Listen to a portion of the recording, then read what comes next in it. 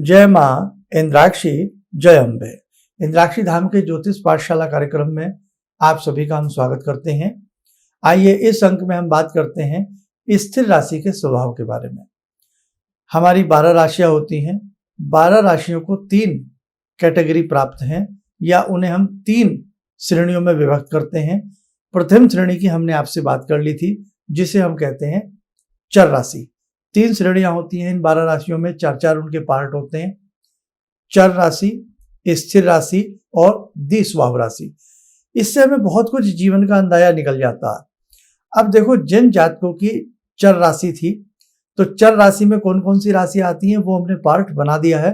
तो जिन्होंने अब तक अपनी चर राशि वाले जातकों ने वो पार्ट ना देखा हो तो वो हमारा जरूर सुन लें। चर राशि में मेष राशि है, चर राशि में कर्क राशि है, चर राशि में तुला राशि आती है और चर राशि में मकर राशि आती है। अब हम बात करते हैं स्थिर राशि के बारे में। स्थिर राशि में भी 4 राशियां आती हैं। कौन कौन सी, आप नोट डाउन करें। आपकी वृषभ राशि, सिंह राशि, वृश्चिक राशि और कुंभ राशि। दोबारा सुने, वृषभ राशि, सिंह राशि, वृश्चिक राशि और आपकी कुंभ राशि। तो 4 राशि वाले जातकों के लिए ये कार्यक्रम बहुत खास है। तो जिनमें से इन 4 राशियों में से यदि कोई भी आपकी एक राशि है तो वो राशि कौन सी कहलाएगी? स्थिर स्वभाव की राशि। अब स्थिर राशि तो कहलाई, लेकिन स्थिर राशि का आपका स्वभाव किस प्रकार का, अंदर से अंदर की बातें आपके स्वभाव में आ ही जाएंगी। अभी कुछ पलों में हम बात करने वाले हैं। थोड़ा सा और आपको संक्षिप्त में समझाएं। कुछ लोग राशि को कौन सी राशि मानते हैं? जैसे आपके दादा दादी ने, नाना नानी ने कोई भी प्यार से आपका नाम रख दिया तो वो एक राशि तो वो हो जाती है। एक राशि वो होती है जो मंथ के हिसाब से देखी जाती है कि जून में पैदा होने वाले बच्चों की ये राशि होगी, जुलाई में पैदा होने वाले बच्चों की ये राशि होगी। उसको भी मान्यता नहीं है। और ना ही जो हमने किसी का निक नेम रखा तो वो राशि भी उतना प्रभाव जीवन में नहीं डालती है। जीवन में कौन सी राशि प्रभाव डालती है? जो हमारे जन्म की राशि होती है। जब हम पैदा होते हैं तो उस तिथि में, उस नक्षत्र में, उस समय में चंद्रमा जिस राशि पर होता है वो ही हमारी जन्म की राशि कहलाती है। तो वो राशि यदि आपको मालूम है और उन राशियों में से आपकी वृषभ राशि है, सिंह राशि है, वृश्चिक राशि है या कुंभ राशि है, तो वो राशि स्थिर राशि कहलाती है। उसकी आज हम बात कर रहे हैं। अब हम आपको आगे बताते हैं। स्थिर से मतलब क्या निकलता है? स्थिरता। ऐसे जातक जो होते हैं वो जीवन में एक जगह स्थिर रहना पसंद करते हैं। कहीं अपवाद आ सकता है, वो बात अलग है, लेकिन उनके जीवन में स्थिरता जो होती है, स्थिरता उनको बहुत प्रिय होती है। और दूसरी बात, परिवर्तनशील जीवन तो सबका होता है। आज क्या है, कल क्या है, परसों क्या होगा। लेकिन ऐसे जातक जीवन में जल्द जल्द अपने जीवन की जॉब को, मिशन को, अपने जीवन के टारगेट्स को, अपने जीवन के कुछ विशेष लक्ष्यों को या अपने जीवन की कुछ बातों को जल्द जल्द चेंज करना पसंद नहीं करते हैं। स्थिरता जीवन में पसंद होती है। जीवन में शक्ति का संचय और संतुलन उन्हें बहुत प्रिय होता है। किसी बात पर उनके मन में कोई दृढ़ता आ जाए, निश्चितता आ जाए कि ये काम हमें करना है, ये परीक्षा हमें सफल करनी है, हमें इस शहर में रहकर ही अपने आप को मजबूत बनाना है, हमें इस जॉब में, इस स्थिति में रहकर अपने आप को कामयाब बनाना है। ये स्थिरता ही उनका सबसे मूलभूत कारण होता है सफलता का। यानी कि मन में स्थिरता, विचारों में स्थिरता, सवालों में गंभीरता और स्थिरता ऐसे व्यक्तियों की रहती है जिन जातकों की स्थिर राशि होती है। लेकिन इतना जरूर है, स्थिर राशि में से कुंभ राशि का एक सवाल जरूर आता है। ये राशि जीवन में संघर्ष बहुत कराती है। इस राशि के जातक यदि अपने जीवन को थोड़ा सा 10-10 साल के पार्ट्स को भी नापें, गिने, तो उन्हें अपने जीवन में संघर्ष बहुत नजर आएगा। और कई बार तो बिना किसी सहायता के, बिना किसी सपोर्ट के ऐसे जातक अपने जीवन को बहुत अच्छा बना लेते हैं। बहुत अच्छा ना भी बना सकें तो लेकिन वो अपने आप को जीने लायक और काबिल समाज में जरूर बना लेते हैं। तो कहने का मतलब कि परिवर्तन की अपेक्षा जीवन में स्थायित्व ऐसे जातकों को पसंद होता है। अब यहाँ हम कहना क्या चाह रहे हैं? आप किसी पार्टनर के साथ बड़ा व्यापार करने वाले हो, तो वहां प्रयास करें कि उस पार्टनर की राशि भी स्थिर होनी चाहिए। इन 4 राशियों में से आपने अगर चर राशि वाले पार्टनर के साथ अपनी पार्टनरशिप की तो वो तो परिवर्तनशील उसका दिमाग रहेगा।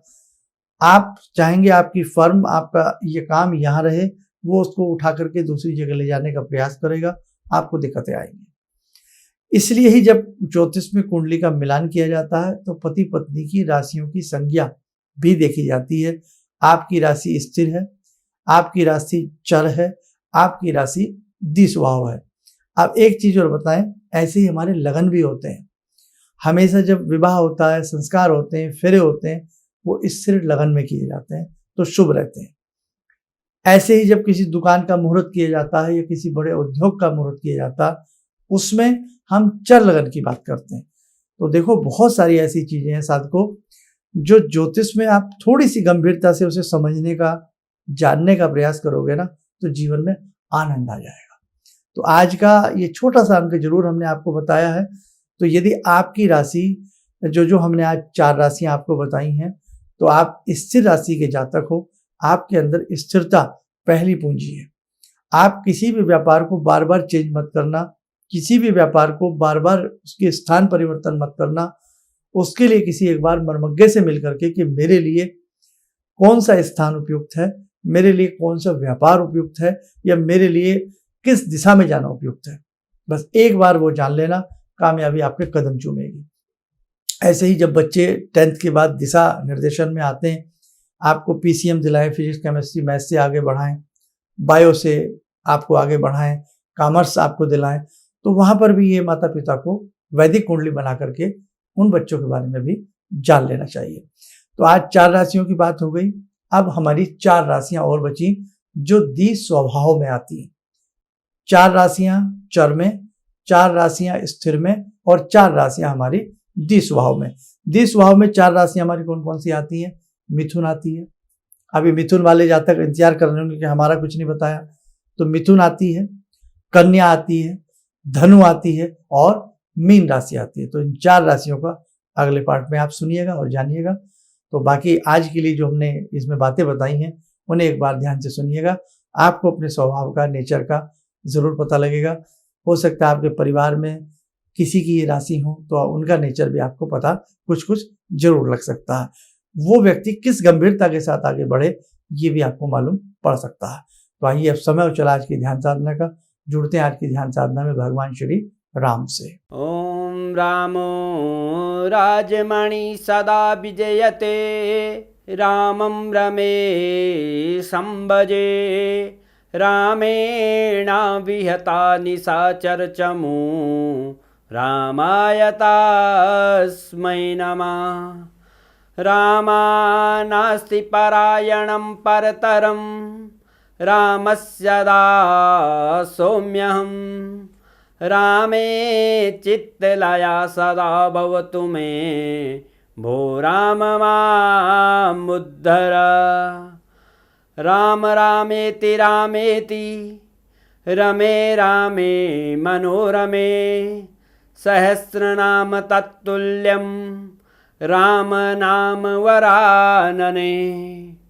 आदो राम तपोवनं दिगमनं, हत्वा मृगं काञ्चनं, वैदेहीहरणं जटायुमरणं, सुग्रीवसंवासनं,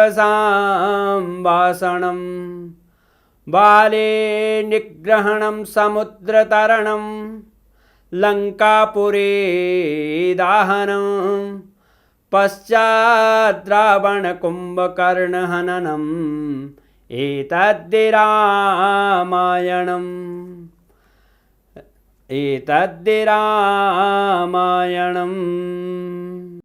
कवच बना लें, ध्यान करें, राम जी का शुभ आशीष हम सबके ऊपर बरस रहा है।